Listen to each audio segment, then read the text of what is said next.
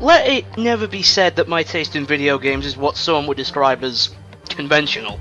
I always find myself delving into those quirky little titles that no one ever seems to pay any attention to, or enjoying games that fell off the radar fairly quickly. In a perfect world, any game that's fun to play would stay relevant and be supported for a long period of time, and would also be able to deliver on the hype and quality promise. Remember kids, lying to your consumer base is what we English consider to be a dick move. Unfortunately though, this doesn't always happen. Good games just sometimes fall into obscurity, and many a game has failed to live on its promises time and time again. Such is the sad case with PlayStation AllStars. On the surface, a Sony equivalent to Smash Bros. Seems like a great idea, and it honestly was. Unfortunately, the lackluster roster with third-party characters solely there for the advertising and a pretty noticeable lack of content, along with a somewhat unfinished graphical style for a lot of the menus, held it back from becoming anything too mind-blowing. Sure, the gameplay is a little weird, as you can only score kills by landing super attacks, and because of this, attacks only build your super means instead of damaging your opponents. However, the game does have a lot of charm to it, and the majority of said super moves happen to be quite the visual spectacle. Which brings us to today's video. Basically, this will just be the list of my 10 favourite supers in the game, no need to go into too much detail. Are we done here? I think so. On with the video then. Time to go for cursor on them.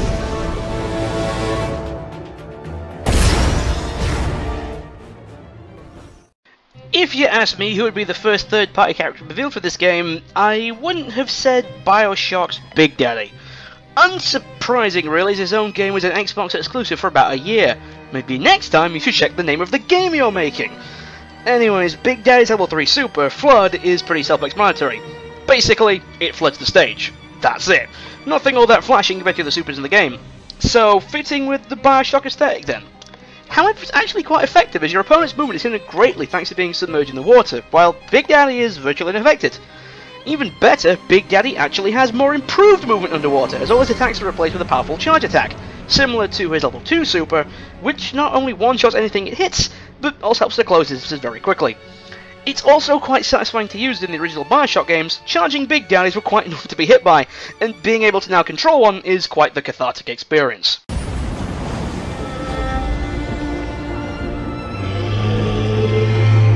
Remove them from my property or I'll burn it to the ground.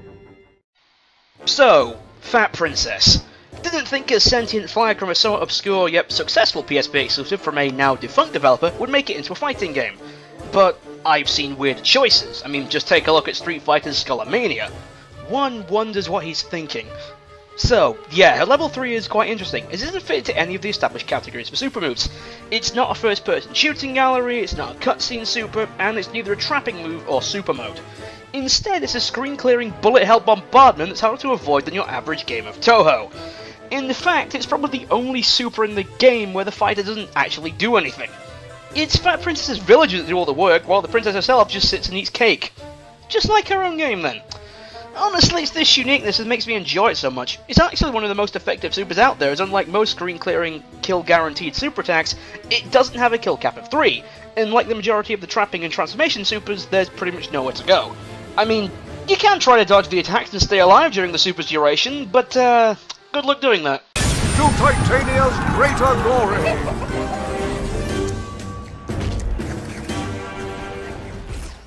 And we go straight from one ridiculous screen-clearing super move to another. The two versions of Cole McGrath and AllStars are actually some of my favourite characters to use, and the two even have some of my favourite supers out there. Human Bullet comes out really fast and can catch people by surprise, Ionic Freeze and Ionic Drain with the eye candy they were in Infamous 2, on top of being decent screen clearers, and while the Beast Awakens is a pretty damn good super as well as giving you control of what's basically the Infamous version of the Antichrist, you can't quite beat the simple effectiveness of sucking your enemies into a giant tornado. Ionic Vortex was one of my favourite abilities in Infamous 2, and Electric Tornado takes that attack and makes it 10 times better with the simple additions of being able to control it, and calling down a Lightning Bolt as finishing move. Ha! Try dodging that! It also has some pretty decent music too, lifted straight from Cole's own game, but then again the Infamous 2 soundtrack was already nice on the ears to begin with. Feel the power.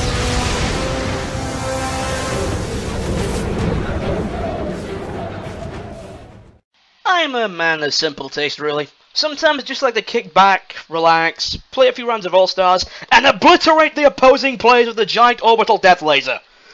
As a whole, I'm not really a fan of these cutscene-based super moves. Heihachi's is alright, I guess, but Parappa's is a little weird, and I have no idea as to what the fuck is going on with Toros. However, Spike's is pretty cool. These cutscene supers have pretty much nothing going for them aside from visual spectacle, so nailing that down is pretty damn important. Luckily, little Spike has you covered. Super laser cannon is not as extreme as strapping your opponents to a rocket and blasting them into space, but this is basically overkill no matter which way you look at it, which is pretty much why I like it. What, I'm a sucker for ridiculously flashy overkill, get used to it. I suppose it is a little odd that they gave him a super move for a million monkeys, but what else would you give the little guy? Also, I love how there's this cartoony music playing as the other players are melted into oblivion by a huge laser beam. Soundtrack dissonance at its finest. Time to bring in the big gun!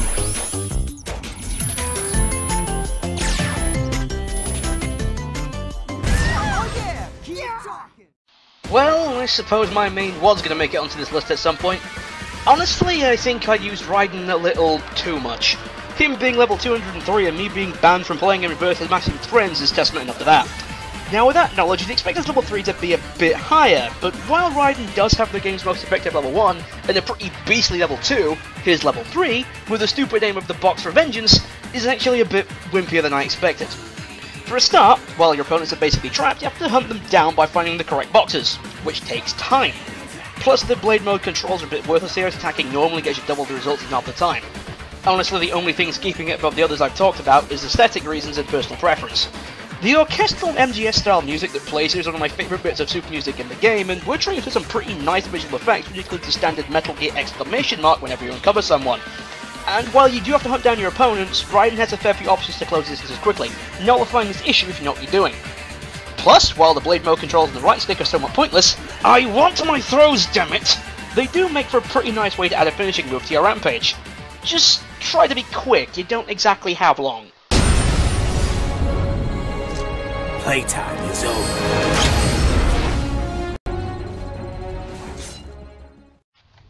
I've stated before that Killzone's Colonel Ryek is one of my favourite video game villains, and that is mostly down to the great performance by one Sean Pertwee.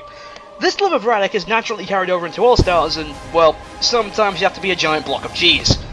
Yes, Ryek, and by extension his super moves, are pretty annoying to go up against, but that's why I play him honestly. It's a pretty nice power trip. So, naturally a character from an FPS would get a first-person style shoot-'em-up super with a pretty big gun.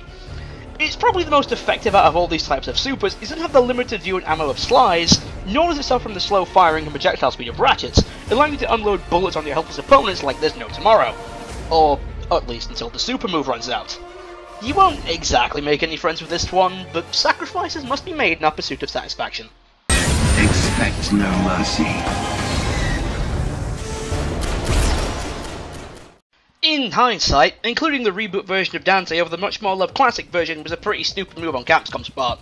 But then again, that's kind of their thing now. Yelling at Capcom's stupid decisions is like complaining that English summers have too much rain. So, yeah, DMC Dante, not exactly a beloved character. Despite this, his level 3, Devil Trigger Unleashed, is probably one of the most fun supers to use, while being the most faithful translation out of all the non-cutscene supers. In general, Dante in AllStars plays pretty much the exact same as it did in DMC, so it's no surprise that this failed to an extent with supers. This actually works in the attack's favour because Devil Trigger and AllStars function identically to DMC. All this super move does is simply make all of Dante's moves become instant kills, which means you don't need to get used to a new control setup.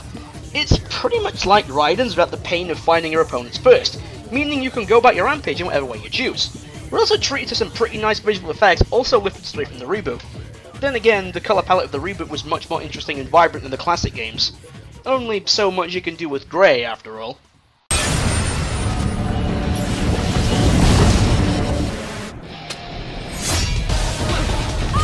Don't make me laugh.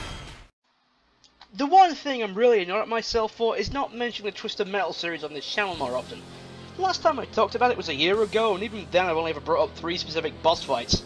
Oh well, time to remedy that, maybe? Sweet Tooth was always going to be an interesting pick for AllStars. Like Captain Falcon in Smash Bros, he's never been playable on foot in any of his own games, so they had to get a bit creative when giving him a moveset while still keeping the general feel of Twisted Metal.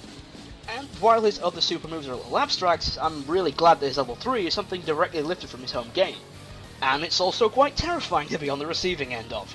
After all, when the giant evil clown mech enters the fight, well, you know you're pretty much screwed. Moveset wise, you got your standard transformation super toolkit, powerful range attack, anti-air punishing attack, and melee. The melee stock moves a pretty deceptive hitbox and comes out pretty fast, and the missiles function as both a carpet bomb attack and anti-air. However, these moves aren't really enough to push it to number 3, so what did? That's Machine Gun!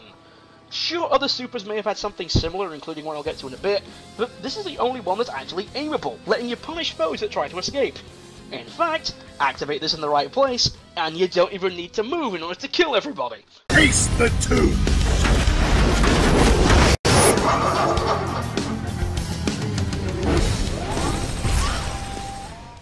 As we all know, the third-party support for AllStars sucked.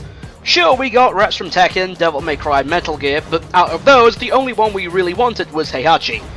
And then in the DLC, we got something even more out of left field. Isaac Clarke. I'm not complaining though, his moveset's pretty solid, enough to make him my second most used character, and he also comes with a fun level 3 to round out the experience, which has the creative name of Dead Space. Oh sure, name the character Super after their own game! Brilliant! How about we rename Kratos as the God of War and Narcos the Heavenly Sword? We'll make millions! Anyway, creatively bankrupt and stupid name aside, Isaac Super is honestly pretty good. It's effectively a combination of Big Daddy's Flood and one of the shooting gallery supers, transporting Isaac and his opponents into deep space, giving him the ability to move around freely, while his opponents float helplessly as you blast them to bits. There's also the added bonus of space junk and mines if you really want to get a kill combo going. Honestly, if the other DLC pack didn't exist, this would have easily made the top spot.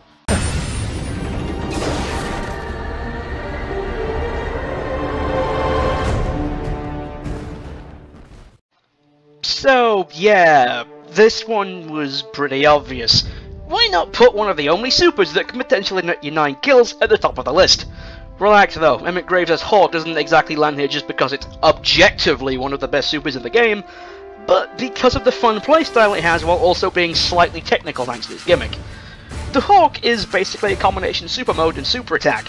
Typically of your average battle mech, the Hawk comes packaged with the usual menu of death-dealing weapons, rapid fire machine gun, deadly stomp attack, and explosives, along with the extra spicy addition of a bombing run attack, where the mech shifts into its flight mode and carpet bombs the whole stage.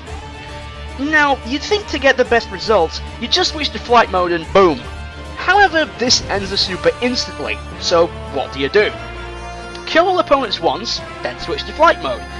Taking advantage of the homing bombs, or if you're skilled enough, kill them all twice, quickly herd your opponents towards the middle, and then blow them all up. This does require a bit of skill to perform, so it's pretty satisfying should it connect. Plus, the blue urethral effect of the Rift Energy powered weapons and awesome soundtrack lifted straight from Stark just adds that little bit of cinematic flair to the super, making it feel more complete. This is a Cyber Engineer, and if anyone from Sony Santa Monica is watching, can we get a sequel? Please? I'll pay you money. No? Alright.